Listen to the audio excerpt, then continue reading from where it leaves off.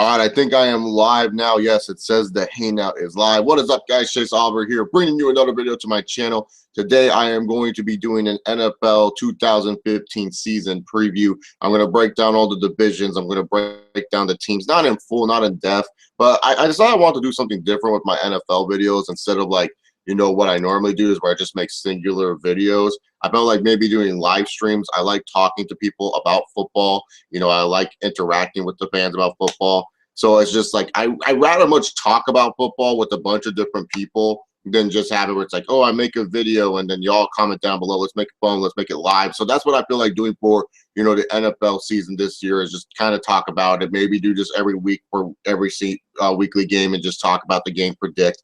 If you're a huge NFL fan and you want to join on this stream, you're more than welcome to join in on the stream. Just send me a message on Twitter. And then if I see that tweet, I'll send you the stream link and we can talk some football and we can talk some nonsense. This is also live Q&A, so you guys can ask some questions. Keep them NFL related. I know a lot of you guys are pro wrestling fans and a lot of you guys would want to hear my thoughts on pro wrestling, but keep them NFL related. I would like to just talk about the NFL. I'm excited football is back, first of all. I'm excited that the NFL is back into the fold. I mean, seriously, pro wrestling has been atrocious ever since the NBA has ended. All I've heard from the NFL is the Deflategate, and we'll talk about that when we get to the AFC East side of things. But anyways, we are going to preview all the divisions. I'm going to talk about who I think is going to be on top of the divisions, who I have to have in my wild card. Then we will go on and choose my Super Bowl, and I'm going to tell you who I think is going to win the Super Bowl this year. Preseason start continues on Thursday. The Hall of Fame game was not really interesting at all. It was just pretty much watching Landry Jones throw a bunch of ducks, and the Vikings barely have any of their starters in. I like Jerick McKinnon, though. Jerick McKinnon's a nice little player for the Minnesota Vikings, and I think he should do good. I think he should be the #2 back instead of Matt Asiata. But let's talk about the AFC East, actually. The AFC East is the first division we're going to cover here in this video. And how I'm going to do the divisions is I'm going to talk about the worst team in the division and then go into the best team in the division and give my thoughts and reasons why. So, the worst team in the AFC East this year is none other than the New York Jets. That is right. The Jets, I think, are the worst team in the AFC East. The Jets, really, to be honest, have a pretty solid defense. You know, the Sons of Anarchy, they got Revis and Cromartie back. But besides that, there's really nothing on the Jets. See, the Buffalo Bills, why they're not the worst team in the AFC East, at least, yeah, they have a really good defense with Darius Williams and the Mario Williams, you know, Kyle Williams and Mario Williams, and, you know, they have Stephon Gilmore, and then that other guy, Leotis McKelvin, and I'm trying to remember that one dude's name. I always forget the Buffalo Bills players for whatever reason. They have a linebacker that's pretty damn solid, but, you know, at least they have wide receivers. They have Robert Woods, they have Sammy Watkins. Who the hell do the Jets have? They have a head case in Brandon Marshall, who's way past his prime. Not only that, they have Eric Decker, who proves that he's just a system wide receiver. He can only do well in a certain system and with an elite quarterback. And now Ryan Fitzpatrick, he's pretty much your starting quarterback. There's no quarterback competition for this motherfucker because Geno Smith broke his damn jaw in practice, and he got sucker punched. Geno Smith broke his damn jaw. Oh, my God. That's hilarious if you ask me. See, the Jets are just a disaster. A disaster compared to the Buffalo Bills. They are by far the worst team in the AFC East. I mean, the Buffalo Bills, they're no better. I mean, both teams have this problem. They don't have a legit quarterback in the NFL. You need a quarterback in today's game to do anything. And the Bills, they believe in a Matt Castle, a Tyrod Taylor, over a guy like E.J. Manuel. Now, I'm not saying E.J. Manuel is good or anything like that, but that just shows how they view the NFL. They think someone like E.J. Manuel, who's pretty bad, is worse than Tyrod Taylor, who, let's face it, what is Tyrod Taylor in the NFL? What is Tyrod Taylor? I don't know what this guy does besides run the football. This guy can't throw worth a fucking damn. And a Matt Castle, who was on a Kansas City Chiefs team with a bunch of all-pro players, a bunch of Pro Bowl deep players, and went 2-15. Yeah, God dang. The Buffalo Bills and the New York Jets, these teams are going to be bad. And it's not going to be like, okay, they're kind of mediocre bad. They're just going to be bad. And until they get a quarterback in those positions, they're not going to be good. So we're going to talk about the cream of the crop in the AFC East. And actually, this is going to be my first divisional winner and my first wild card choice.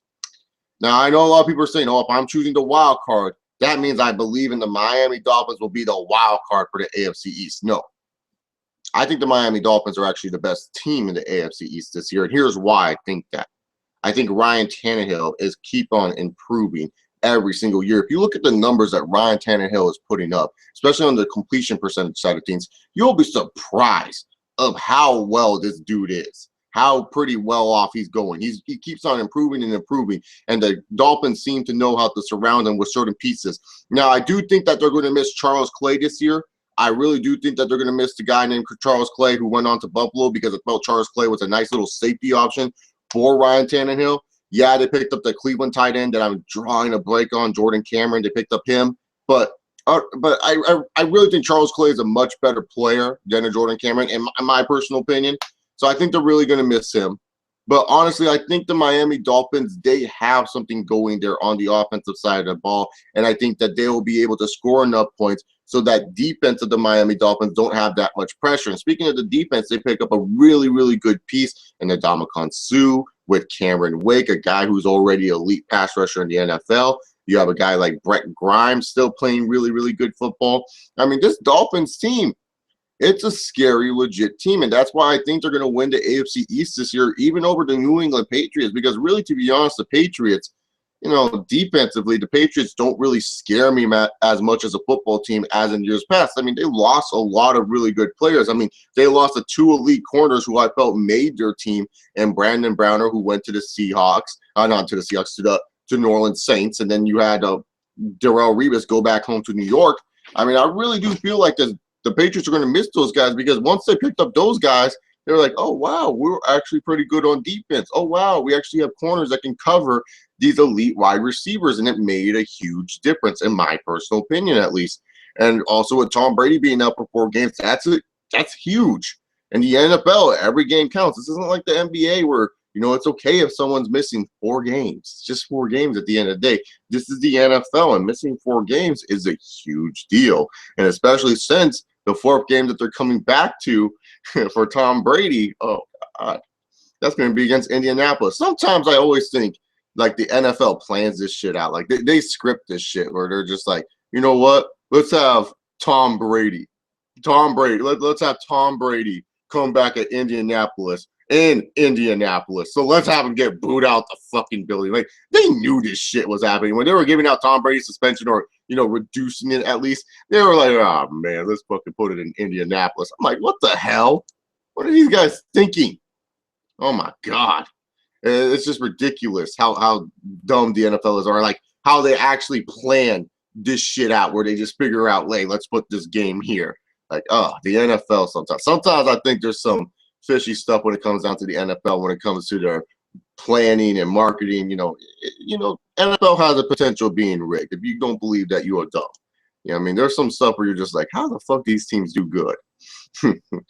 But yeah, when it comes down to it, so far, if you look at my playoff picture, I had the Miami Dolphins winning the AFC East, and I would say I would put the Dolphins, I would give the Dolphins maybe, you know, the 4th seed. So I would have it where the Dolphins or Patriots are playing in the first round of the divisional of the wild card. So I would have it where they would try to win, who would be the true AFC East champion type of battle, if you get what I'm saying. So that's what I would do for the first one, for my first playoff push. Now we move on to the AFC. Let's see who I want to talk about next. Oh God, the AFC is so weak compared to the NFC. It's not as fun to talk about. Let's talk about, actually, I'll save the North for last, because that looks like the more interesting division. Let's talk about the AFC South, because that looks easy to talk about, man. That looks so damn simple. The AFC South, oh God. The AFC South is pretty much the Indianapolis Colts, and then there's everyone else. That's pretty much the AFC South. I mean, the Texans, they seem like a team that will actually, like, do some shit. Like, I can see the Texans in the beginning of the season just like, oh, my God, coming out of the gates. Everyone's like, oh, the Houston Texans are back. And then they crash back down to reality. And then they have too much of a good record to actually, like, draft something. I mean, yeah, Texans roster on paper looks like ass. But I look at the Texans schedule and I'm saying to myself, God dang, They look like they can actually do some shit in the beginning of their schedule. So really, to be honest here, I would have to probably like the Texans be my #2 team. And then later on, it's between the Titans and Jags, who's like the worst team in the AFC South. Now, I think the Tennessee Titans are a little bit better off, but they're going to have, a struggling year. The Tennessee Titans are not going to have a star-spangled awesome year. I mean, they have a bunch of young talent on the ball. You got Marcus Mariota at the helm now for Tennessee, which I absolutely like.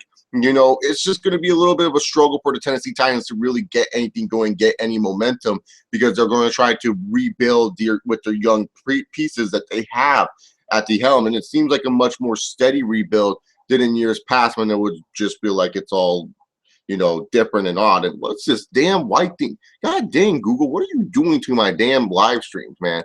Don't do Google Hangouts, man. Do you see this little white thing that is flying in the air? What is this, Tinkerbell? Is this like a little thing that from the Legend of Zelda? How do I delete this? I'm going to see how I delete this shit. This is annoying as hell. It's like a little white thing. And there's another one. No, I want to delete it. Okay, I deleted it. Thank God. I don't know what that was. It was disgusting. It was annoying. But let's talk about the Tennessee Titans. The Titans are not disgusting or annoying. I think the Titans are actually going to be a fun team to watch this year. I think they're going to have a lot of high-scoring games for no reason. I like the receiving corps from the Tennessee Titans. Hopefully, Dorial Green Beckham, no relation to Odell Beckham, will actually turn out really, really well in the NFL. I think he has all the potentials to be a huge-time star for any NFL team. So hopefully he turns out well for the team. I like the little running back tandem in Bishop Sankey and David Cobb. I think that's a good smash and dash type of play that I think the Tennessee Titans can work off of. I don't think the Titans are going to be like ultra terrible. Like, I don't see them like winning I see them winning like maybe 6 games. I'll give the Titans 6 games this year. I would say I'll give the Titans 6 games. I don't see them being like total trash. Like the Jacksonville Jaguars. Oh God, that team to me is trash. Oh God, that's like the worst team in the AFC South. I'm sorry, man. Oh, Gus Bradley, dude. I don't know what he's gonna do with this squad. I mean, defensively, the Jaguars, they're decent. I mean, the Jaguars have a decent enough defense where they could actually do some damage.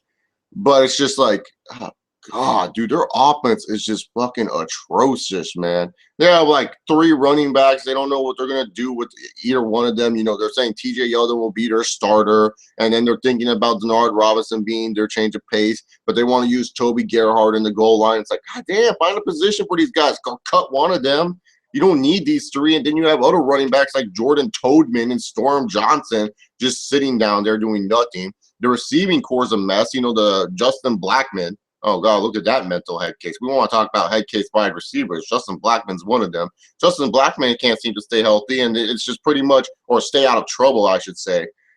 And it's pretty much now that they have to rely on guys like Allen Hurns, Allen Robinson, and Marquise Lee who can't stay healthy. I mean, the Jaguars, they're just such a mess. Like, I can't even – on the offensive side of the ball. Defensively, they know what they're doing defensively. Like, their defense is okay. But it's just like offensively, that team's a mess. And then we have like Blake Bortles. Oh God. I know Blake Bortles was a rookie last year. We need to be giving Blake Bortles a chance and an opportunity to shine. But sometimes you just have to look at one season and know this guy does not have it. Blake Bortles does not fucking have it. He just doesn't. And the Jaguars wasted a 3rd overall pick on this dude last year. They decided, hey, we want the next Blaine Gabbert again. They pretty much replaced Blaine Gabbert with Blaine Gabbert. That's what they did when they got Blake Bortles, because this guy was atrocious last year. He was. The only thing that may save him is because they grabbed the offensive coordinator from the Raiders, Olsen. I forgot his first name. I always forget this fucker's first name. But they grabbed him, and now he's going to be the offensive coordinator for the Jaguars. And this guy, he manages to get the best out of all the quarterbacks that he coaches. Like, every time he coaches a quarterback, you know that the quarterback's going to improve. But I just don't see it with Blake Bortles. I don't. I just don't think this guy can lead Jacksonville to win games. And not only that, you are talking about guys like Allen Hurns, Allen Robinson, and Marquise Lee being your big-time wide receivers. Allen Hurns. I mean, the dude showed some flashes, but still. Oh, that's just dreadful. So for the AFC South, the main team is definitely the Indianapolis Colts. There ain't no denying it. The Colts are like the best team in the AFC South. It's far and away in between. I don't think the Colts are going to be a dominant team in the NFL like most people. Like a lot of people I've been seeing, they're saying like, oh, the Colts are going to be dominant, man. They're going to destroy the regular season. I think the Colts are a good playoff team. I think definitely like if you have the Colts going to your Super Bowl, I won't deny that. I'll definitely like agree with you that. But for the regular season, I don't see the Colts being this ultra dominant team. I think defensively, there's still some issues there on the defensive side of the ball, especially when it comes to edge rushing. I don't think their linebacker play is all that really good. So really, to be honest, when I look at the Indianapolis Colts, I'm just saying regular season-wise, how do you think this team is going to be super dominant? And I don't see the Colts being this regular season juggernaut that a lot of people do. I see them definitely as Super Bowl favorites, because I think they're definitely built for the playoffs. There are certain teams where you look at them and just say, yep, they are built for the playoffs. You put this team in the playoffs, they will win football games and possibly win the Super Bowl. That's how I look at the Indianapolis Colts. So really, to be honest, you're right, the Colts, I really do feel like they'll do well in the regular season. I don't think they're going to have like the most awesome season. I definitely think they're going to win at least 9 to 10 games. That's what I would do. And in the AFC South, look at their division. Look at all the all-star teams there. It's not like they have any competition.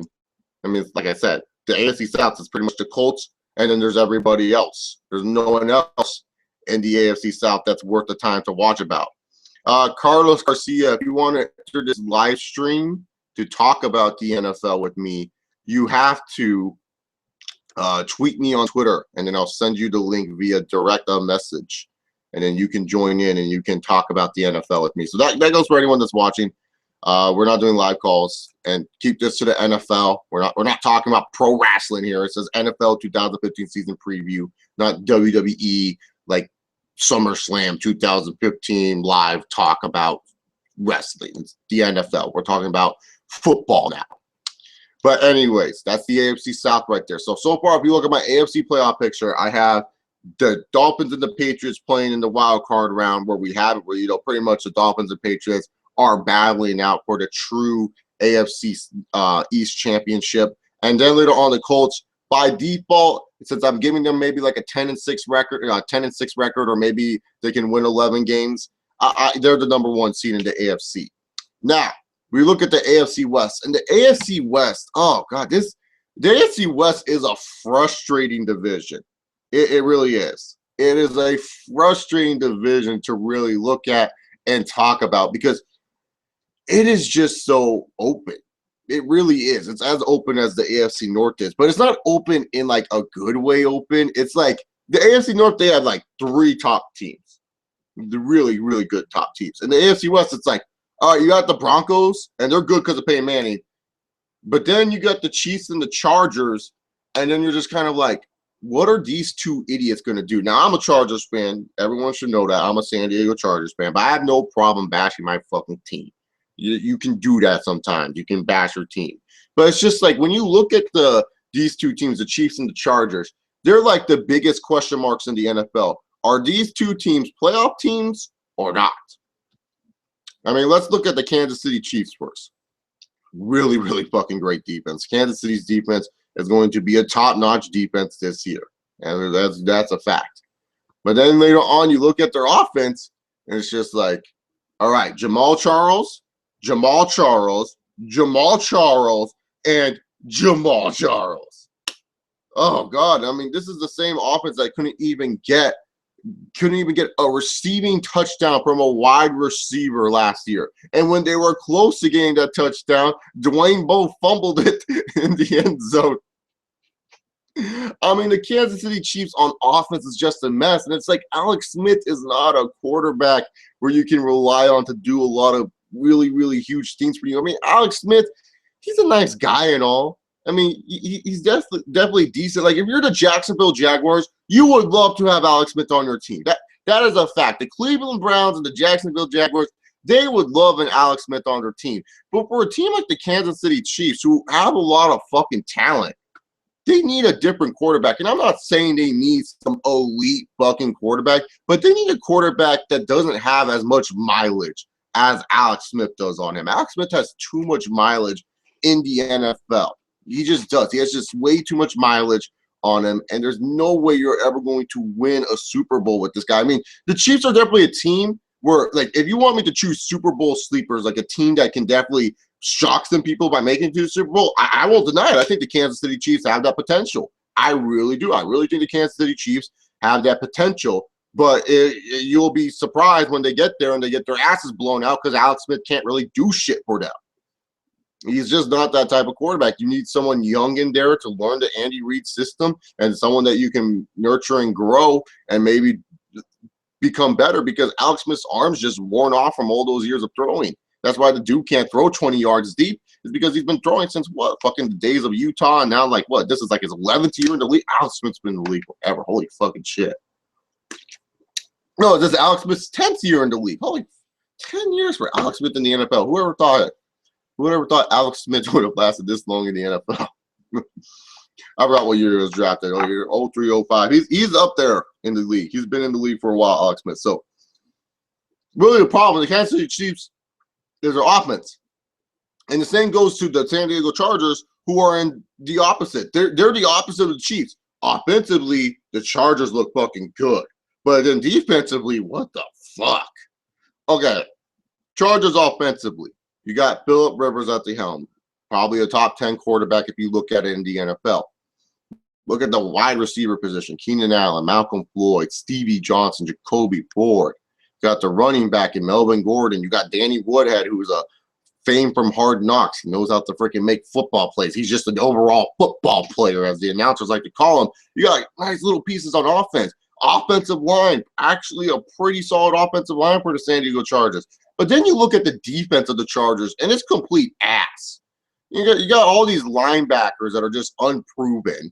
I mean, Manti Te'o was like the best linebacker last year, and he didn't really have that great of stats. He really didn't. Manti Te'o didn't have that great of stats. He had a good final games, but he didn't have great stats.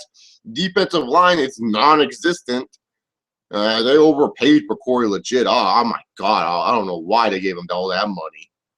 Eric Weddle is a nice player, but he's not like an all-pro safety. I think Eric Weddle sometimes gets a little bit overrated. That's just me. I think Eric Weddle sometimes gets a little bit overrated by players and media and fans. He's not really that good of a cover safety. He's more of a freaking linebacker that's really skinny playing safety. You know, corners, Brandon Flowers is a nice player. I like Brandon Flowers. But really, to be honest, the Chargers' defense is just not good.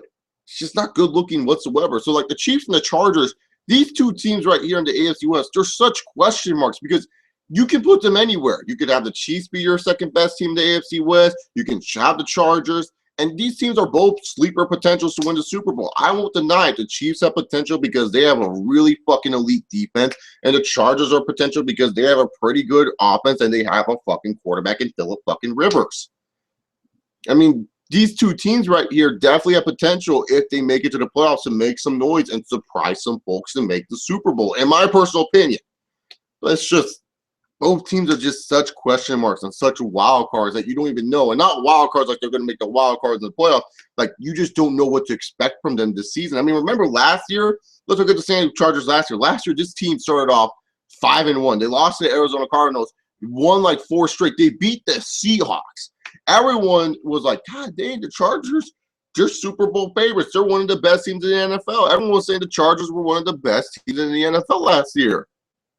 And that roster wasn't really that good, but everyone thought, God dang, the Chargers have a chance of making some noise and actually doing some damage if they make the playoffs. So really, to be honest, when it comes down to it, the Chargers are just a really surprising team. Same with the Chiefs. They can surprise people, but they're just question marks. Oakland Raiders, I don't really need to dive in too deep about them. We should all know that the Oakland Raiders, and there's that stupid little white fairy again. What is this shit that Google Plus is promoting nowadays? God dang. They promote some random ass shit over here. And now my camera messed up because I tried to get rid of that app, and now my camera messed up. Stupid Google Plus, man, or Google Hangouts, whatever the hell they want to call this. Anyways, the Raiders, I don't really need to talk about them too much because they're not really going to do much in the NFL season.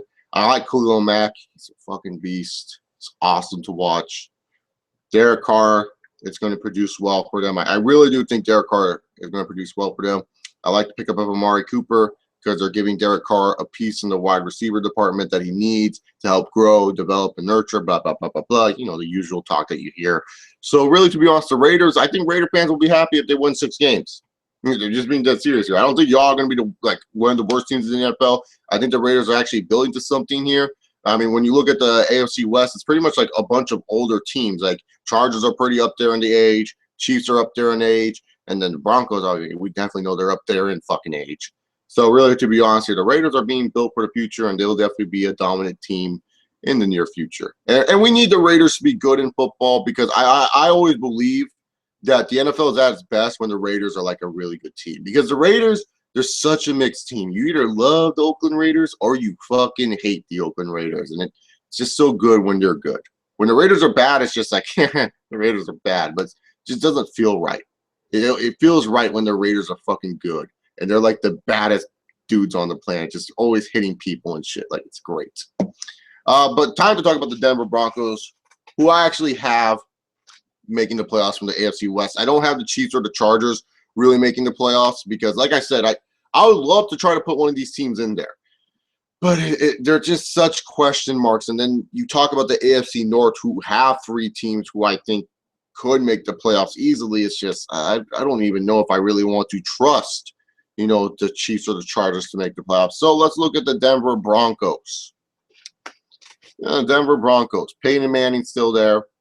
He's doing what he needs to do to make some damage for the Denver Broncos. You know, Emmanuel Sanders is a good player. I like him a lot. Demaryius Thomas got paid. They lost Julius Thomas, which I don't think they're going to fucking miss. Jacob Tamme for the fucking win.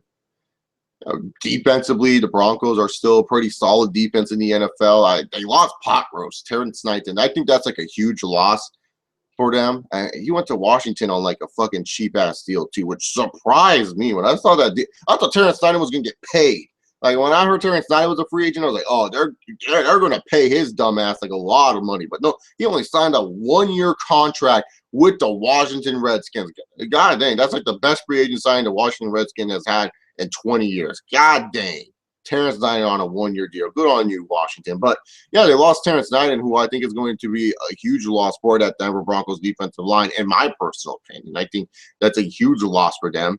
And then also they lost Orlando Franklin to the San Diego Chargers, their division rival. But it's just, you know, losing a guy like Orlando Franklin, who really busted open the holes for C.J. Anderson last year, that's a big deal. And not only that, who's going to be the main running back in Denver? Because last year was going to be Monte Ball. But then Monte Ball got injured. And then later on, I can't remember who was the other dude behind Monte Ball, but they didn't like him. I think it was Ronnie Hillman. Was it Ronnie Hillman? And then they decided to try C.J. Anderson. And C.J. Anderson busted out of nowhere. And thank God, because I needed him for my 20-man fantasy football league last year. Love you, C.J. Anderson. You did great for me. Great pickup ever, especially in a 20-man fantasy football league. If you guys ever play in a 20-man fantasy football league, just know you're not going to have anyone on your goddamn roster. It is freaking ridiculous. But anyways, like I was saying, Denver has a lot of questions, but they're not like big questions. I don't see the Denver Broncos making the Super Bowl, though, if I were to choose from the AFC side of things. You know, they're just favorites because they have Peyton Manning. That's just pretty much it. They're favorites because they have Peyton Manning at the helm. I don't see them as my ultimate Super Bowl choice. I definitely have the Denver Broncos having one of the better records in the NFL because, you know, they're not really playing that many tough teams. They have to play like the Raiders, the Chargers, and the Chiefs every year and, you know, twice a year. So that's 8 free wins right there. And I'm pretty sure they'll win, you know, six more games or 4 more games off of that. So really, to be honest, the Broncos, I have them winning 12 to 13 games and thus making them my first seed in the AFC at this moment of time. So if you guys want to know my AFC playoff picture at this time, Denver Broncos being the first seed, the Colts being the second seed, and then we had the Dolphins winning the AFC East, taking on the wild card New England Patriots, and they'll battle for the true AFC East championship. So there you go there. Now it's time to talk about the AFC North, the last team in the AFC North. Do we have any questions from you people, the audience? You guys are allowed to ask any NFL questions that you guys have. I would love to hear a lot of NFL questions. If you guys want to join in on this live stream and talk about the NFL with me, tweet me at ChaseOliver68, and I'll send you the link to this, and we can talk about the NFL and you can talk about your favorite team, and you can just sit down with me and we'll have some fun as we dissect the NFC here in a moment. But we got to talk about the AFC North. We got to talk about the AFC North. And the AFC North, Cleveland Browns, let's just face it, they're a mess. Josh Gordon, what are you fucking doing? You're a good football player, Josh Gordon. Stop getting in fucking trouble. God dang. The quarterback situation is terrible. The wide receiver situation is terrible. I like the running back situation. They have a nice little three-headed dragon, Isaiah Crowell, Terrence West, and Duke Johnson from Miami. I like that. I like that a lot. You know, defensively, Joe Hayden, Paul Kruger. That's it. It's just the Cleveland Browns are just not interesting. And, you know, could they surprise people? Maybe. But I just don't see it. I think this is another bad year for Cleveland. They just need a lot of players to step up and play big. But when I look at the AFC North, you have three teams that I think can contend to make the playoffs. It just depends on the order and where you have it. You know, we got the Baltimore Ravens, Cincinnati Bengals, and the Pittsburgh Steelers. Funny enough, the Pittsburgh Steelers were like the best offense last year. Jesus, after all those years of being known as one of the best defenses and being known for their steel curtain defense, the Steelers were one of the best offenses in the NFL. You had Ben Roethlisberger lead the league in passing, and fucking Antonio Brown. I almost called him Antonio Richardson. Oh God, remember that fucker? Antonio Brown led the league in receiving, and then you had Le'Veon Bell lead the league in rushing, and then like a bunch of all-purpose yards and all this other stuff. Or all-purpose yards, led the league in all-purpose yards or whatever the fuck he was doing. But you got the idea. You had these three really good offensive pieces. And Martavius Bryant showed up last year. This 6'4" monster of a man is now catching balls for Ben Roethlisberger. Oh God, that's just scary. I mean, the Steelers, to me, I think they're going to make the playoffs. Definitely win at least, you know, 9 games, 10 games this year. Probably 9 games. I would give them 9 games this year. The only thing that's holding the Steelers back a little bit is that they no longer have a steel curtain defense. I mean, I just named you the offense of the Steelers and talked about how good that offense is going to be. But it would make the Steelers Super Bowl contenders and Super Bowl threats if they actually had a defense worth the damn. And really, to be honest, they don't have anyone in the cornerback position. I think William Gay is still going to start at the cornerback position for the Steelers. William fucking Gay. Oh, and they lost a guy like freaking Troy Polamalu this year. They lost that young cat, that young outside linebacker for them. He retired at the age of 26 when he was about to get paid. I forgot his name. I mean, really, to be honest here, the Pittsburgh Steelers, they just don't have the defense to really help out with that offense. I mean, that offense is going to score a lot of points, but then their defense is not going to stop the other teams. And I remember my boy Schleg Daddy said it himself. You know, he was talking about the Steelers in one of his season previews. He says the Steelers always find a way to lose games against some bad team that they shouldn't be losing to. And really, to be honest, that's what happens in the regular season. That kind of what hurts the Pittsburgh Steelers a little bit, especially with a really bad defense, is that, you know, they just pretty much don't have a strong enough defense to hold off against even some of the crappier teams. And that could hurt them definitely down the line, especially in the playoffs where there's not really that many crappy teams. Yeah, a crappy team can slip in, but that crappy team has a decent enough offense to match the firepower with the offense that the Steelers have. Oh, that's going to be smell trouble. And the Steelers could lose some games that they shouldn't be losing this year.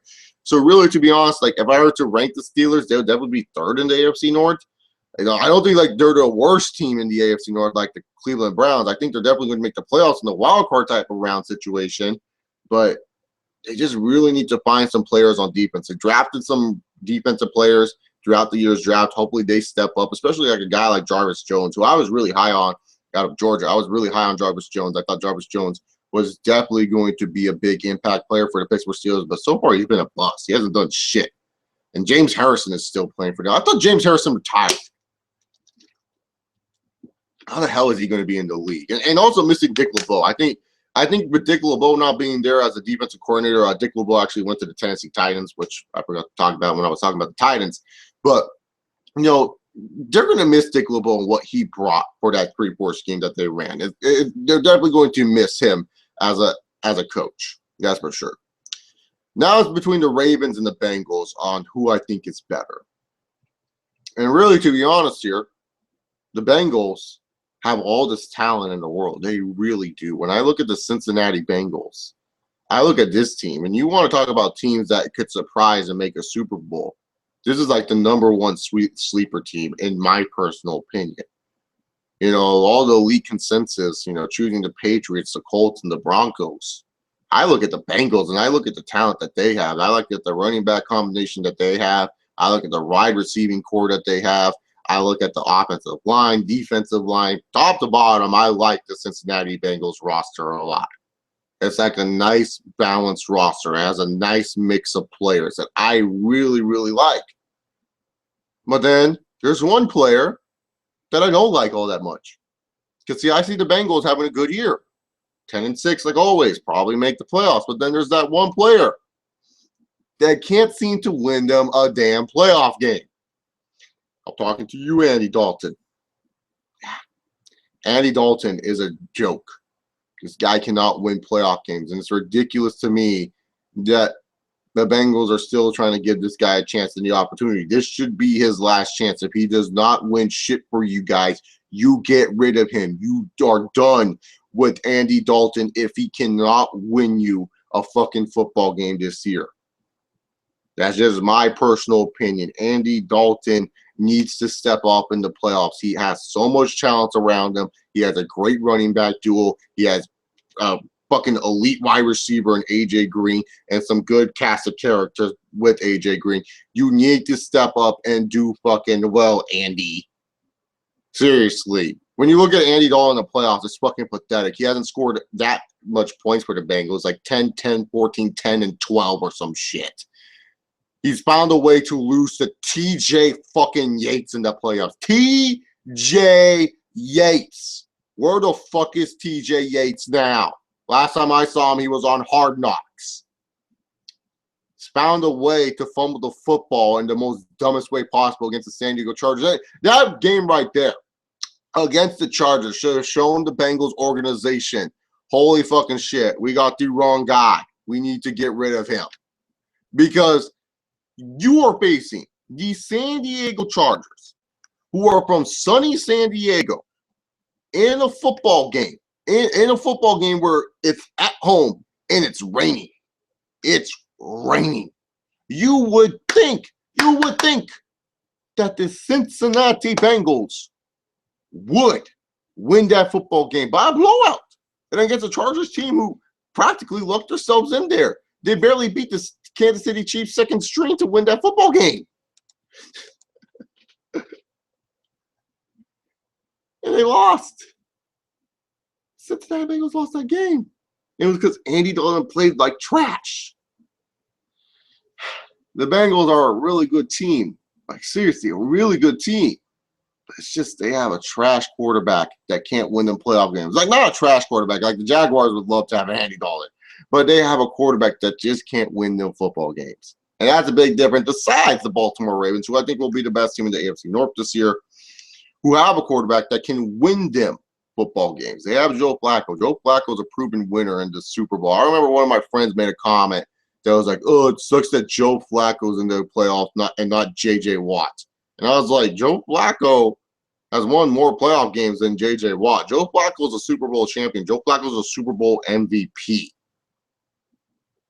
And J.J. Watt is definitely the best player in football today, one of the best players in football today. But seriously, Joe Flacco is still a fucking winner. And especially when you're in the playoffs, I would love to have a Joe Flacco. Joe Flacco is one of the best playoff quarterbacks you'll ever watch. He always finds a way to put up really good numbers and lead his team to fucking success. But really, to be honest here, when I look at the Baltimore Ravens, I just think they have a possibility of being a really good team in the AFC North.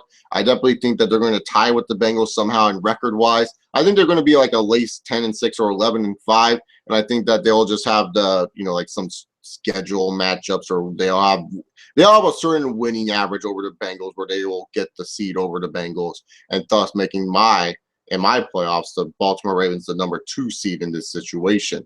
I just like the Ravens team. I just think that they'll be consistent. They'll be good enough. I like the pass rushing duo and Elvis Dumerville and Terrell Suggs. I thought that was a really good combination. And Elvis Dumerville was very quiet last year, where it's like he had a really good season, but no one talked about it. Like Elvis Dumerville was a beast last year. No one talked about it whatsoever. Like hardcore football fans did, but the casuals, they were like, they didn't even know Justin Houston had 22, not Justin Houston, Lamar Houston had 22 sacks for the Chiefs. Like Lamar Houston was like 1 sack away from breaking Michael Strahan's record, or like a half a sack away from tying the record. And it's like, no one's talking about that. They're more talking about, oh, should J.J. Watt be MVP? What the fuck? Lamar Houston's on like a team that almost made the playoffs in the Kansas City Chiefs, and he's about to break Michael Strahan's sack record. When J.J. Watt was about to do it, oh, let's talk about J.J. Watt every 5 seconds. But Lamar Houston does this. No one even wants to talk about that shit.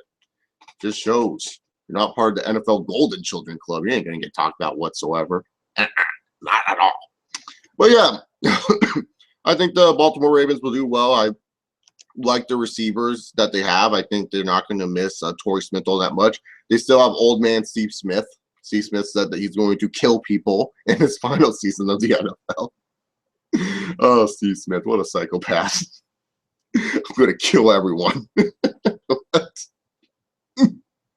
Oh, Steve Smith, what a good guy. Talking about killing people and shit.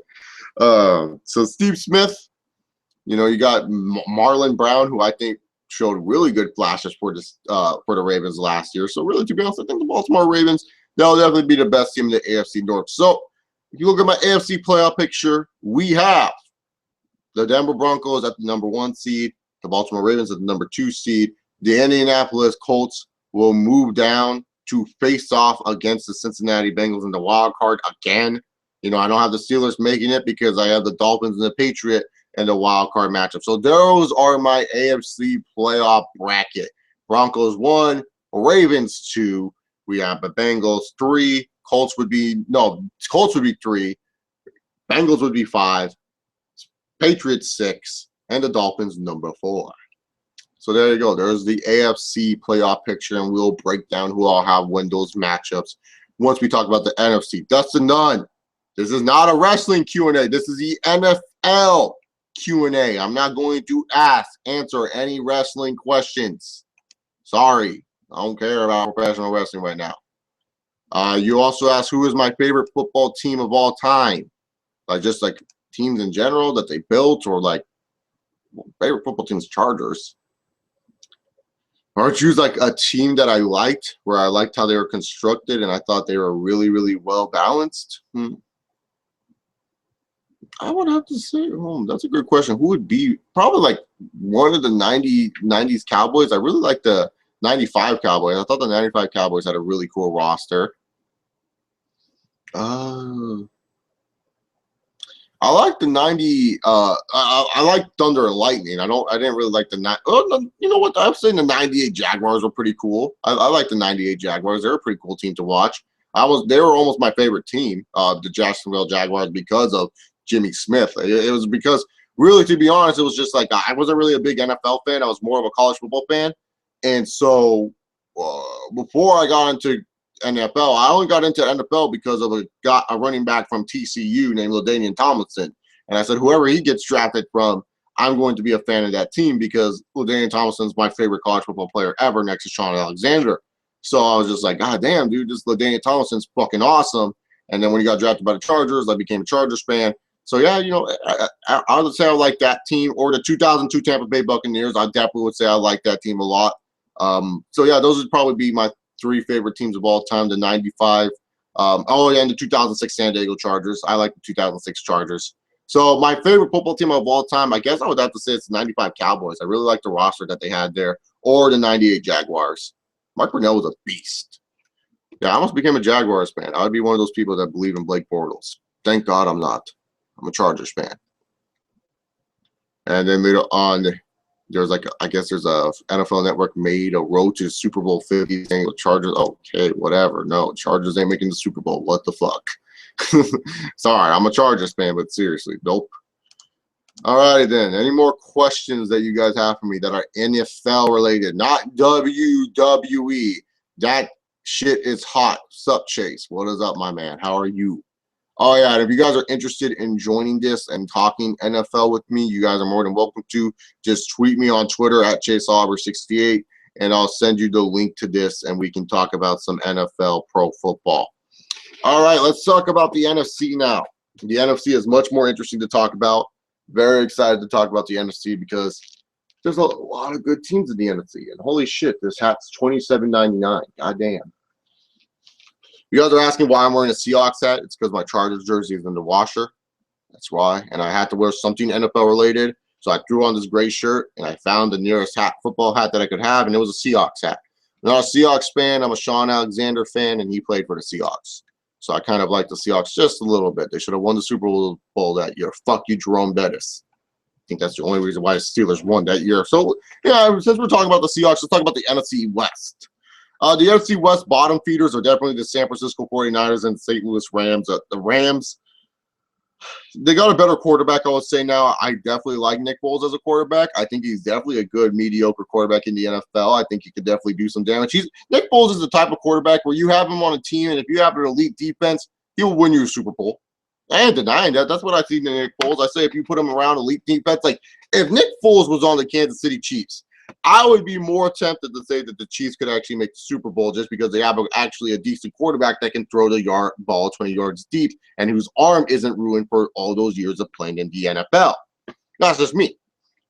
I'll definitely choose the Chiefs if they had a quarterback like Nick Foles at the helm, but they don't. But the Rams should be a better off team, with Nick Foles. I don't know who's really going to throw to. Brian Quick had a really good year and Stedman Bailey had a good year, but still, I don't really see these guys as big-time receivers. Tavon Austin has been, somewhat of a bust for the St. Louis Rams, if you think about it. Defensively, the Rams, they're just kind of there. Robert Quinn is still a good player. I really do like Robert Quinn and what he can do, but still, at the end of the day, it's not really going to be a difference maker for the Rams. I see the Rams doing what they normally do, 7-9, 8 and whatever, 8-8, 7-9, 6-10, typical Rams season. Now the 49ers. Oh God. You're a 49ers fan, you must be thinking to yourself, worst offseason ever. Oh my God. The San Francisco 49ers offseason. You lost Patrick Willis. Aldon Smith's getting field trouble. You fired your best coach in a long time in Jim Harbaugh. I mean, the 49ers had these years where they're like 3 straight NFC championship, 1 Super Bowl appearance. And they fired the dude who did all that just because he had 1 bad season and because front office management didn't like Jim Harbaugh, whatever. Stupid. You don't surround Colin Kaepernick with fucking anyone. You drafted way too high on a player. I forgot that Oregon player. I forgot his fucking name. Dude, the 49ers look like a mess. Colin Kaepernick is not a quarterback in the NFL. He just isn't. He just can't read shit. He's more of a great runner than he is a great passer. He can throw a deep ball, but 49ers just look like a mess. Torrey Smith's like your number 1 wide receiver. Not even Torrey Smith, like Anquan Boldin. Is Anquan Boldin even in the league anymore? I don't know. I have to look up this shit. But really, to be honest here, the 49ers just seem like a mess, dude. They lost Ray Edwards. They released him because of the whole Ray McDonald. Ray Edwards is another player. Ray McDonald because of the whole did he beat up his wife or not situation. Really, to be honest, just talking about the 49ers is giving me a headache. Maybe because I'm wearing a Seahawks cap and they're saying, like, hey, don't talk about our rivals and shit like that. But the 49ers, once an elite team in the NFL, once a team that would strike fear in your hearts, is now regulated to LOL, we have Reggie Bush. Have fun with that, San Francisco fans. I think you guys are going to be really bad next year, and I won't be surprised if you're drafting a quarterback named Cordell Patterson next year. Okay, that's right. I said it. That's right. I think the 49ers are going to be that bad. I don't care what anyone says. I think they're going to be that goddamn bad. They're going to be drafting Cordell Patterson. And Geno Smith is saying that he'll be back. Like, Geno Smith, no one gives a fuck. Geno fucking Smith. What an idiot. How do you get punched in the face? What do you do? What are you doing? That just shows how bad of a leader you are. It was like Todd Bowles was like, it's really childish what that player did to Geno Smith. What the fuck? Geno Smith should not be freaking should be a better leader and not be getting sucker punched. It just shows how bad of a leader Geno Smith is. But when I look at the NFC West, there's like clearly just two teams: the Arizona Cardinals and the Seattle Seahawks. The Seahawks are definitely still the cream of the crop when it comes down to the NFC West side of things, and the Arizona Cardinals are not far behind. I definitely don't think the Cardinals are that far behind from the Seattle Seahawks. I really think if Carson Palmer actually was healthy throughout the whole season, that the Cardinals still would have been the best team in the NFC West. That's just my personal opinion. But to me, I think they're going to miss the impact that Todd Bowles brand on the coaching side of the things, especially on the defensive department. So pretty much I would have to say that, the Cardinals will definitely take a little bit of a step back on the defense side of the ball, but not really that big of a step back. I definitely think they're still like the second best team in the NFC West, and I would even go as far as to say maybe one of the better teams in the NFC, if not like the third or fourth best team in the NFC, in my personal opinion. The Arizona Cardinals are definitely up there in discussion. But the Seahawks are definitely the cream of the crop when it comes down to it. They still have the same group of guys that they have. There was some concern about, I can't remember which linebacker it was. I think it was Bobby Wagner or Bruce Irvin, if he was going to go back to Atlanta, if they were going to trade him, but they managed to lock him up. So really, to be honest here, the Seattle Seahawks will definitely still be one of the top teams in the NFC. Arizona Cardinals are in the same boat. I think they're one of the top teams in the NFC with a really, really good defense. So if I were to choose teams in the playoffs, I would definitely have the Seattle Seahawks and the Arizona Cardinals in there. The Seahawks winning at least 13 games and the Cardinals winning at least 12 games. So there you have it there. So definitely already the Seahawks already have the 1 seed in my book, and the Cardinals, well, they can't have the 2 seed, so they'll be the 5 seed. Up next, the NFC South, which to me is just looking like a dreadful division. The Tampa Bay Buccaneers are rebuilding around young quarterback Jameis Winston, and thank God he has all these receivers and tight ends that are like 6'8" or taller, not 6'8", they're like 6'5" or taller. Mike Evans, Vincent Jackson, Austin Seferian-Jenkins, and they have someone else that's like 6'5" that's just ridiculously tall. I mean, really, to be honest, Jameis Winston should do fine his rookie year. I see Jameis Winston turning the ball over a lot. I think Lovie Smith's main concern is just trying to solidify the Tampa 2 defense down there in Tampa, making sure that Gerald McCoy is going to have a really good season, making sure that the defense is just playing to their best and is much better than it was last season. I don't even think Lovie Smith cares about Jameis Winston all that much, in my personal opinion. I don't see Jameis Winston having the best rookie season. I actually think that he may fall off a little bit, and a lot of people will start labeling him as a bust a little bit earlier. But once they surround him with the offensive coordinator that would actually help Jameis Winston, then that's when you will see Jameis Winston's career kind of flourish. But at this moment in time, this season, I don't see Jameis Winston doing that much. I don't see the Tampa Bay Buccaneers doing that much. They're going to be one of those early draft selections for sure. The New Orleans Saints, it pains me to say this because Drew Brees is like elite quarterback, and I talk about you need to have a top quarterback to do shit in this league, but it seems like the Saints are trying to like run Drew Brees out of town, saying, "Hey, old ass motherfucker, leave." I mean, pretty much everyone from that Super Bowl team they cut. They just cut everyone from that Super Bowl team years back. They cut all of them, and now they're trying to restart on the defensive side of the ball. Jarius Byrd needs to have a good year. He was atrocious last year for the New Orleans Saints. Maybe with the addition of Brandon Browner, that will definitely help the Saints out a little bit more when it comes down to it. But the New Orleans Saints, they just don't look like a really good roster when I look at it, especially on the offensive side of the ball. They trade Jimmy Graham for fucking Max Unger of the Seattle Seahawks in the first-round pick. What are you doing? Why are you trading your best receiver almost? And even Kenny Stills, who was their best receiver, not named Jimmy Graham, they traded him to, I believe, the Miami Dolphins. Why? Why are you trading Kenny Stills away?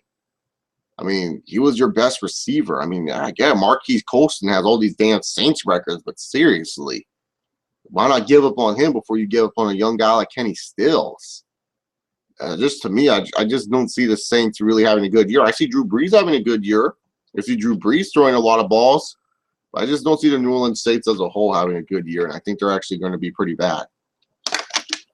Well, not bad, just mediocre, where it's just like the Saints, you're like, oh, look, they're like 7-9. Like, what? Yeah, so like having a quarterback like Drew Brees, I think they're really trying to run Drew Brees out of town. They're trying to move on from the Drew Brees era. They want to start fresh. They want to start new.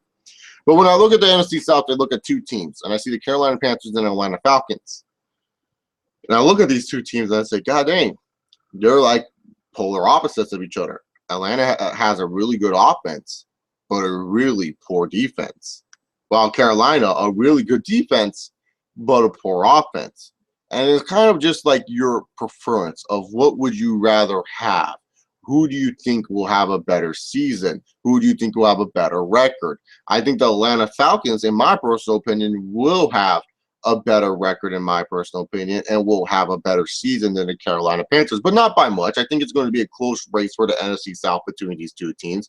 I think the Panthers are definitely going to miss out on the wild card, that's for sure. I have the Panthers definitely missing the wild card in this situation, in my personal opinion. So it pains me to say that because I really do like this Panthers team a lot. I wish this Panthers team a lot of luck in the NFL season. I hope they do some wonders, but I just feel they haven't helped Cam Newton enough. I mean, Kelvin Benjamin's nice, but Devin Funchess, oh, do you really think Devin Funchess is going to really do shit for you in his first year? The offensive line is terrible. If you can't keep Cam healthy, there's going to be some problems. At least with the Atlanta Falcons, the other defense is not really that good, but hey, it's a young defense that's improving. Matt Ryan's still a really good quarterback. He's getting his weapons back together with Julio Jones and Roddy White. I mean, they just need to add another slot receiver. I think they really need to find someone somewhere in the preseason, just some random dude. Hopefully, they have an undrafted free agent wide receiver that they don't know the name of yet, and they're just like, hey, this guy's on our roster. Let's plug him in the starting lineup, and he does fucking something, because that would definitely make Atlanta into a big difference maker. They need to find that X Factor dude that just randomly appears out of nowhere. But I like the Atlanta Falcons a little bit more than I do the Carolina Panthers. I like the running back tandem that they have there with Tevin Coleman and what's that? Green. I forgot it. Devontae Green or whatever his name is. Devontae Freeman. Why was I thinking Green? I was probably thinking of the other Florida State player. But yeah, Devontae Freeman. I like Devontae Freeman and Tevin Coleman a lot as a running back tandem. I definitely think Matt Ryan will have a really good year for the Atlanta Falcons. And I actually have the Atlanta Falcons being at least 10 wins for their team, 9 or 10 wins. So I got the Atlanta Falcons making the playoffs for me. So if we look at my playoff picture right now for the NFC, we have the Seattle Seahawks at number 1, the Atlanta Falcons at number 2, and the Cardinals have to be at number 5 because they cannot win their division. Thus, they cannot get the top 4 seeds. All right, let's talk about, before we talk about the NFC North, it should be easy to talk about. Let's see what questions you guys have left me. There's no questions whatsoever. Leave your NFL questions, guys. If you have some NFL football questions, leave them down below. I really want to know what you guys think of the NFL. All righty then. Let's talk about now the NFC North. This division is just all over the place. I already said the Chicago Bears are probably the worst team in the division, but I don't think like the Bears are going to be like super bad where they're like picking top 5. I think they're just going to be mediocre bad that will just piss Chicago Bears fans off. Like they'll go like 8-8, and you're like, really? You wasted us? You wasted our time with this? Just an 8-8 season? You guys won 8 games for this? You guys couldn't even like fucking suck or tank for a bad pick? That's what I think they're going to do with the Chicago Bears. The Chicago Bears are going to do really, really well in the beginning of the season. Bears fans are going to be like, oh, maybe they'll do this, and then all of a sudden they'll just suck down the stretch, and it'll be 8-8, and the Bears fans are like, really? This is what you wasted our time with, an 8-8 season? Really, Jay Cutler? I don't know how that dude's still quarterbacking for the Bears. After it seemed like they gave up on his dumb ass last year, now all of a sudden they want to freaking bring him back to the fold. Oh, God. The Bears, like, the thing that has the Bears on offense is that they have Matt Forte and hopefully Kevin White is healthy enough for them to produce to be their true number 1 wide receiver, because I don't think Alshon Jeffrey is the number 1 wide receiver. I think Alshon Jeffrey is a good number 2. He definitely can distract players, but I don't think he's a number 1 wide receiver, in my personal opinion. That's just me. But the Chicago Bears think they're the worst team in the division. The Detroit Lions, oh yeah, and the Bears defense is still ass. They still need to improve on the defensive side of the ball. The Detroit Lions. All right, when I look at the Detroit Lions, I see a team with a lot of potential, a nice little roster. But when I look at it, I don't see a running game for them. That's the one thing that I think is going to be a problem for the Detroit Lions. I don't really see a really established running game where they can really do some damage, really do some impact on that side of the ball. Matthew Stafford, he really needs to start listening to his coaches and play a little bit better and make better reads, because you have one of the best wide receivers in the NFL and Calvin Johnson Jr., Megatron, and you can't do shit with him. You can't win games. You always have these mediocre seasons. Yeah, last year the Lions had a really good season, but they're missing a lot of key pieces on the defensive line. Ndamukong Suh and Nick Fairley are both gone. Guys that they drafted really, really fucking high. They drafted these guys really, really high. Ndamukong Suh, number 2 overall pick. Nick Fairley, a number 6 overall pick. You know, they drafted these two really high and were building their defense around them. And now they're both gone. And yeah, they replaced them with the Haloti Ngata. But, you know, really, to be honest, not really that big of a deal. Just to me, the Detroit Lions, they need to find an identity on the defensive side of the ball really, really fucking quickly. And when it comes down to it, the offensive side of the ball, they need Matthew Stafford to play really well. And sadly, I don't think Matthew Stafford will play well. And sadly, I would have to say the Detroit Lions will miss the playoffs this year, even though I think they should make it this year. Minnesota Vikings, I really think, are a wild card potential team. You know, they have the best running back in football, in my personal opinion, Adrian Peterson. I still think he's the best running back in football. I think the Minnesota Vikings will actually make the wild card this year. I think Teddy Bridgewater will have a really, really good year in his second year in the NFL.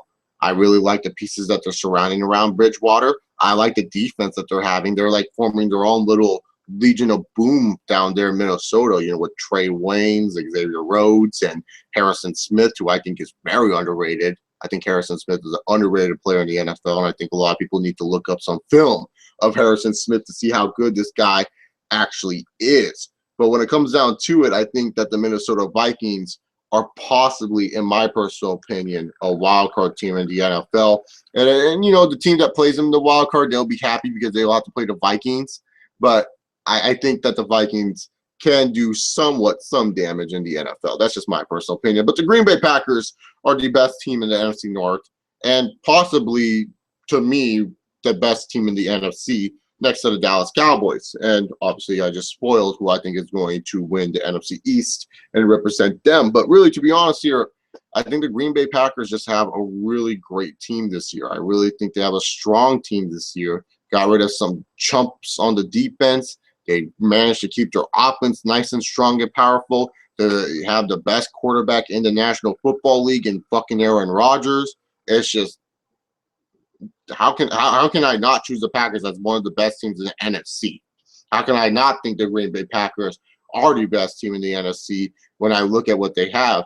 Yeah, they collapsed against the Seattle Seahawks, but really, to be honest, if Mike McCarthy would have just called a better game, I think that the Green Bay Packers would have represented the Super Bowl and would have destroyed the Patriots, in my personal opinion.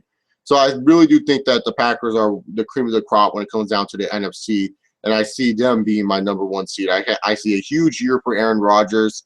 I don't know if he'll win MVP 2 years in a row, but I definitely can see it. So I have the Green Bay Packers going 14-2, and then I have it where the Minnesota Vikings at least go around 9-7, and they just have like a better schedule matchups against, like they have like common opponent matchups against the Panthers, and they edge them out in the wild card to get into the wild card. So if you look at my NFC playoff standings, it goes like this. We have the Seattle Seahawks at number 2, the Green Bay Packers at number 1, the Arizona Cardinals at number 5, the Minnesota Vikings at number 6. Well, who did I have? Oh yeah, and then the Atlanta Falcons would be number 4. Yeah, Falcons would be number 4 at this moment of time, since they have this 3rd best record out of the division. But then we have the Dallas Cowboys, who I think is the 2nd best team in the NFC. I think when I look at the NFC East this year, and I'll talk about the other teams, but let me just talk about the Cowboys real quick so we can finally have my playoffs all set up. When I look at the Dallas Cowboys, I just see a really good football team. I don't think they're going to miss DeMarco Murray. I think DeMarco Murray had a great offensive line last year. I don't think DeMarco Murray is going to be missed all that much. I think they're going to have fun with their new toy and Darren McFadden. I think they're going to resurface the career of Darren McFadden.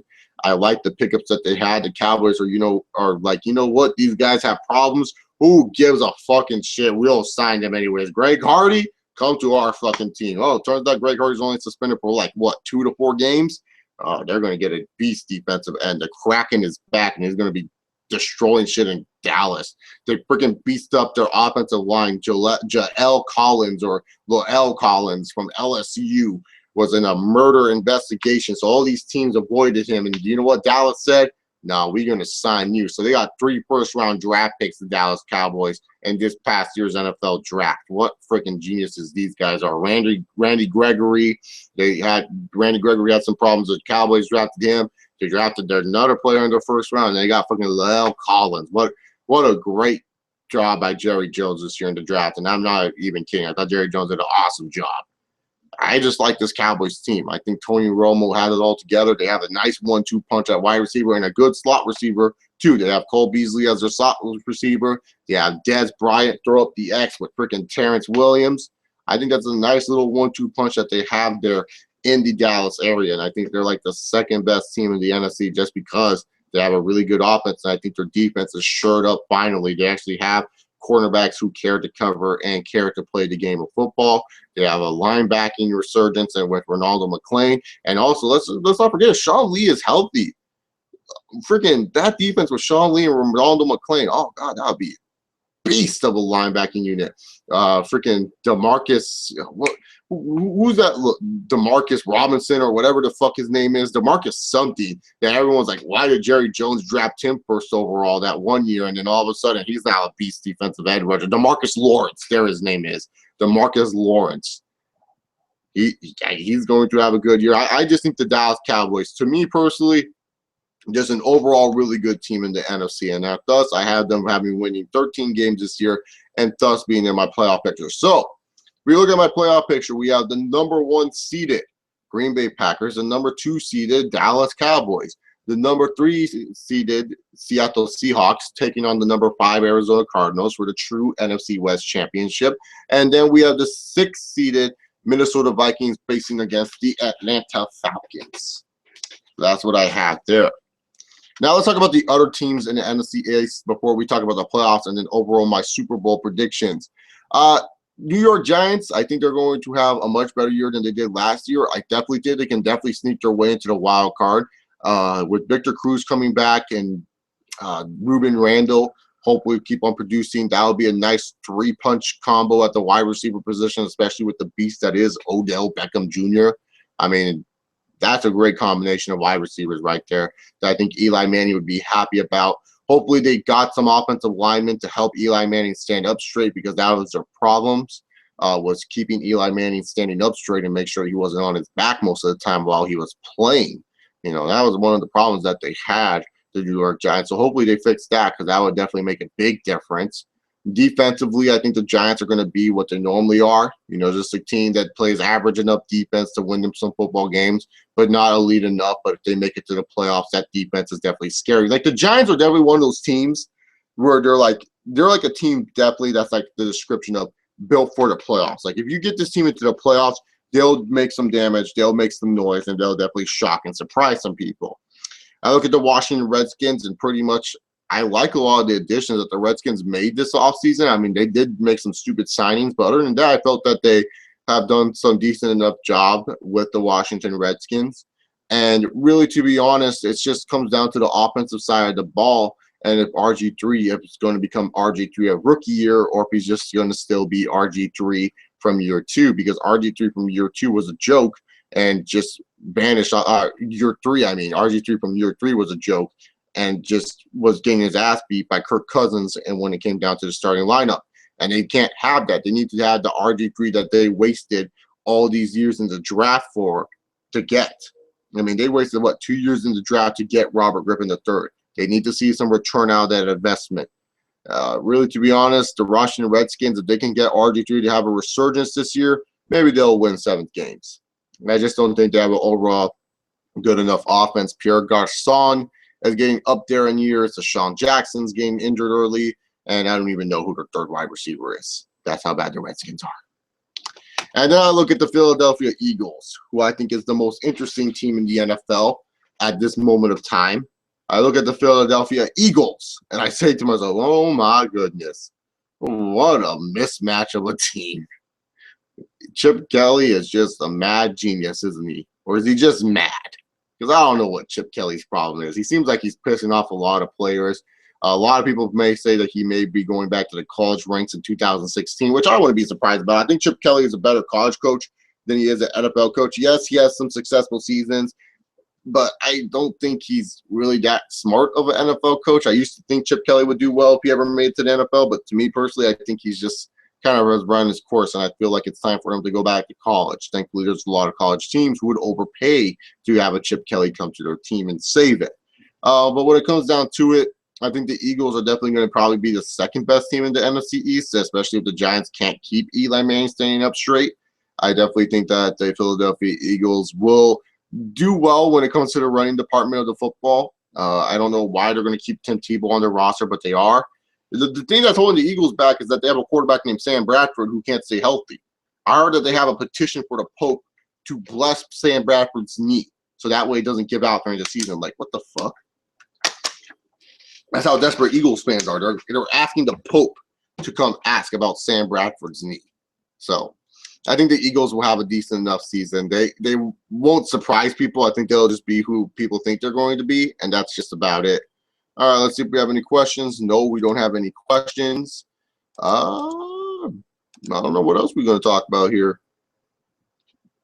All right. +1. Thank you for all the people. All right, Brianna Gontis did not want to come to my NFL thing. That's cool, Brianna. I don't know why you had to comment that. It hurt my feelings, but that's cool.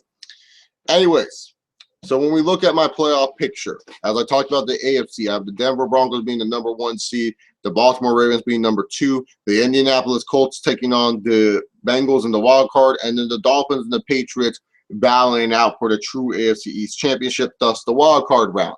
Now, how my AFC playoffs work out, I have the Colts being the Bengals. Thus, the Colts will travel to Baltimore to take on the Ravens. Then I have the Patriots somehow, some way beating the upstart Miami Dolphins, having a really, really good game with them, and then go on to have Tom Brady versus Peyton Manning 999. Then, in the divisional round, when we have Tom Brady versus Peyton Manning 999, Peyton Manning once again throws a game-ending interception to like Jamie Collins or some fucking shit. And Peyton Manning, that's the end of his career as he retires after the season. And Tom Brady goes back to the AFC Championship. And look who he's fucking facing. He's facing the fucking Colts. And the Colts are there in the AFC Championship. And the Colts are looking to wreck some shit up. And that's what the Colts do. They get revenge from Deflategate. And they are representing the AFC in the Super Bowl. And Andrew Luck is getting these huge quarterback ratings by ESPN. They're freaking shoving them down our throats, shoving them up our ass, and being like, Andrew Luck is the greatest of all time already. And then when I look at the NFC side of the ball, what I have here going here is that it's pretty much simple like this. The Seattle Seahawks and the Arizona Cardinals have a really good defensive battle, but I think the Arizona Cardinals shock the fucking football universe and defeat the Seattle Seahawks, and everyone's like, what? Cardinals, oh my God, and they just surprise everyone, and the Seahawks are even surprised. The Quest Field fans are all shocked. Marshawn Lynch is shocked, and I think it's going to happen when Marshawn Lynch fumbles a fucking football. That's what I think is going to happen. Beast mode is not going to go beast mode on the Cardinals. He's going to fumble the football, and he's even going to be shocked. He's going to be like, how the fuck did I fumble that? I think some bad karma is going to happen to the Seahawks this year in the playoffs. I don't see the Seahawks making the NFC Championship this year. I see some bad karma happening to their dumb asses. And I'm wearing a Seahawks hat too, which is so fucked up. I'm all like, yeah, bad karma's gonna happen to the Seahawks. I'm wearing a fucking Seahawks hat. Maybe they'll bite me in the ass and make the NFC Championship and the Super Bowl for the third straight year. But I think the Cardinals are gonna definitely shock the Seahawks, which means the Arizona Cardinals would be traveling to take on the Green Bay Packers, because no way am I having the Vikings beat the Atlanta Falcons. That'd be ridiculous. So that means we have the Dallas Cowboys facing the Atlanta Falcons and the Green Bay Packers taking on the Arizona Cardinals. Now, will the Cardinals make it another miracle? Fuck no. Aaron Rodgers is going to be like, hey, you guys lost a lot of your good players. Bam, bam, bam. I'm fucking not playing Seattle. Bam, bam, bam. And the Green Bay Packers rout the Arizona Cardinals to go to the NFC Championship. Then the Dallas Cowboys and Atlanta Falcons have a wonderful shootout game, and it ends when Tony Romo throws like a fucking touchdown to Dez Bryant, and this time Dez Bryant catches it, throws up the X, and says, hey, rematch time, NFC Championship, Denver Broncos versus Dallas Cowboys versus the Green Bay Packers, and this time Dez Bryant once again makes another spectacular catch, throws up the X, and he has this tremendous playoff run. Dez Bryant has this playoff run. He's throwing up the X every single time. He's like breaking records, has the most touchdowns in the playoffs. That's how I'm freaking booking this shit, where Dez Bryant's a fucking beast, because he is. And Dez Bryant's throwing up the X in the Super Bowl too, as the freaking Dallas Cowboys win the Super Bowl this year and beat the Indianapolis Colts. So there you have it. That's who I have winning the Super Bowl this year. How about them Cowboys? I'm having the Cowboys win the Super Bowl this year. I really like the Dallas Cowboys this year. I really do. I think Dez Bryant will have a phenomenal playoff push if they make it to there. I think Tony Romo's going to have a good one. And I think we're all going to be throwing up the X, and that'll be the cool things kids are going to be doing nowadays at the end of the day. So there you have it. The Dallas Cowboys are the team that I have winning the Super Bowl this year. And this wraps up my NFL preseason video talking about the season. Threw down that Seahawks hat. One, I'm not even a Seahawks fan. I just have a fucking Seahawks hat. And two, it looks nice. You can match with a lot of outfits. Sometimes you have to buy clothes just to look stylish. But anyways, guys, that's it for this video. If you guys like this NFL concept, I'll keep on doing them.